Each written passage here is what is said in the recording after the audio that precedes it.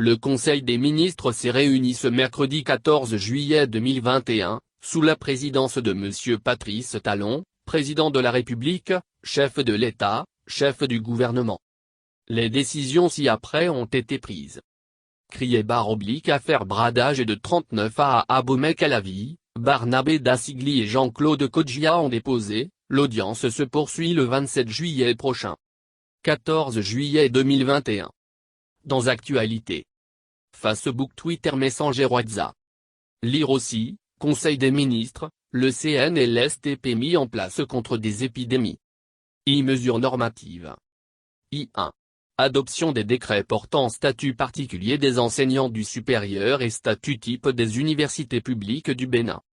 Le diagnostic peu reluisant du sous-secteur de l'enseignement supérieur, de la recherche et de l'innovation a conduit le gouvernement à mettre en place une commission spéciale chargée de proposer une stratégie aux fins de relever notablement le niveau de performance actuel des universités publiques, promouvoir la qualité des enseignements dispensés et garantir une bonne formation aux apprenants. En vue d'apprécier les recommandations issues des travaux de la dite commission, un séminaire national a été organisé avec la participation des acteurs du sous-secteur.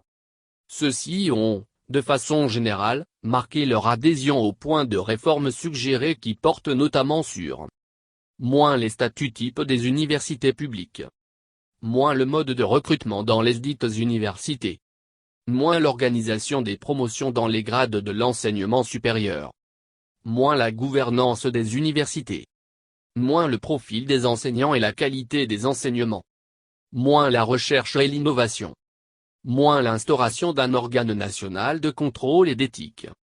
C'est dans ce cadre que des textes réglementaires relatifs au statut type des universités publiques ainsi qu'au statut particulier du personnel enseignant de ces mêmes universités ont été adoptés, après consultation du Conseil national de l'éducation.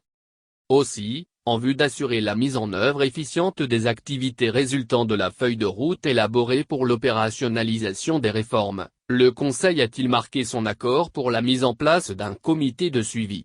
Celui-ci aura comme principale tâche de moins assurer le suivi rigoureux des actions urgentes à engager, moins faire élaborer les autres projets de texte indispensables pour la conduite de la réforme, moins coordonner le calendrier d'installation des organes de la nouvelle gouvernance.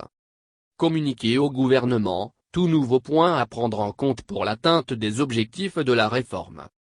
I.2 Approbation des statuts de l'Agence nationale des transports terrestres.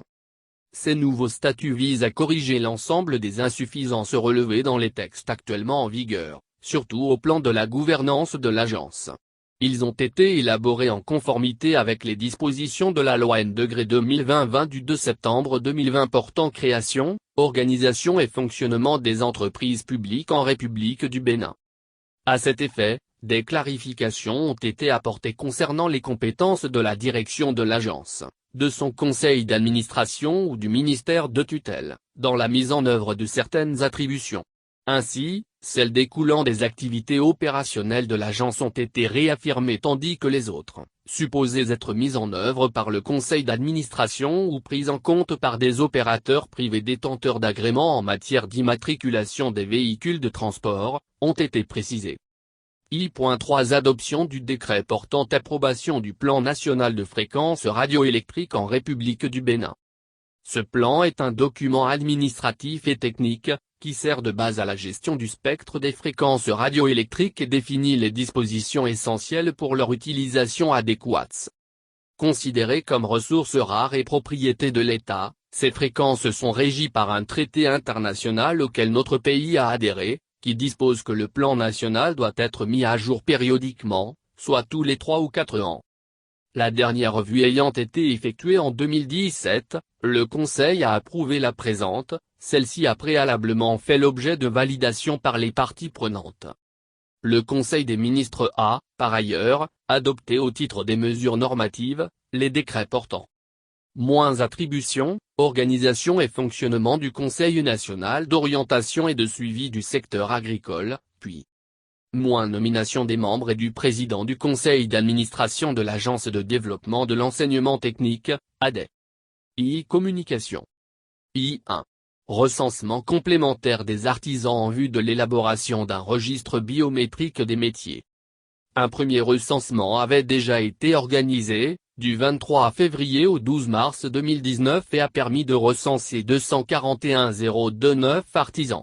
Mais, conscient des avantages qu'offrent les réformes en cours, notamment les formations prévues dans le cadre de l'assurance pour le renforcement du capital humain, ARCH, des artisans qui souhaitent en avoir également le bénéfice, ont plaidé pour un recensement complémentaire aux fins de la prise en compte de l'ensemble des acteurs du secteur. Accédant à cette doléance, le gouvernement a autorisé l'organisation du dit recensement qui se déroulera sur 15 jours pour permettre l'identification des artisans de façon plus exhaustive ainsi que la collecte des informations professionnelles nécessaires à leur inscription au registre biométrique. I2. Mise en place d'un programme spécial d'immersion et de préinsertion professionnelle des jeunes médecins et paramédicaux nouvellement sortis des facultés et institutions de formation en sciences de la santé. Ce programme, d'une durée de 3 ans, permettra de recruter et de mettre à la disposition des formations sanitaires, chaque année, 350 jeunes professionnels de santé dont 90 médecins, 10 pharmaciens, 50 infirmiers, 30 sages-femmes et 20 techniciens de laboratoire en leur assurant un renforcement de capacité. Ce faisant, l'opération contribuera à apporter une réponse à l'accroissement de la demande en soins de santé des populations, une conséquence de la mise en œuvre de l'assurance maladie universelle dont la phase d'extension est déjà en cours. En vue de favoriser l'insertion professionnelle des bénéficiaires à la fin du contrat de travail de 2 ans qu'ils auront signé, un fonds de réserve correspondant à 15% de l'allocation financière mensuelle brute sera constitué pour chacun d'entre eux. De même, le dispositif prévoit une mesure d'incitation pour favoriser leur installation conformément à la carte sanitaire ou leur formation dans le cadre d'une spécialisation. Le ministre de la Santé ainsi que les autres ministres impliqués dans le programme en assureront le suivi rigoureux pour en garantir le succès escompté. Lire aussi, transparence budgétaire, le Bénin, premier en Afrique francophone. I3. Renforcement des mesures de protection civile contre les inondations et autres aléas de l'année 2021. Selon les prévisions des instances spécialisées, les inondations de cette année pourraient faire plus de dégâts en raison du contexte de la pandémie de Covid-19. Par ailleurs, les orages et vents forts enregistrés en mai et juin 2021 ont décoiffé des toits de salles de classe et d'habitation dans plusieurs localités du pays.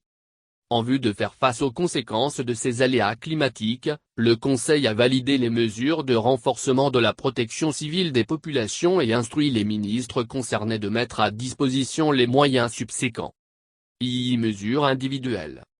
Sur proposition du ministre des Affaires étrangères et de la coopération, M. Kovi Brice Angelo Dan est nommé ambassadeur, chef de mission adjoint à l'ambassade du Bénin à Paris.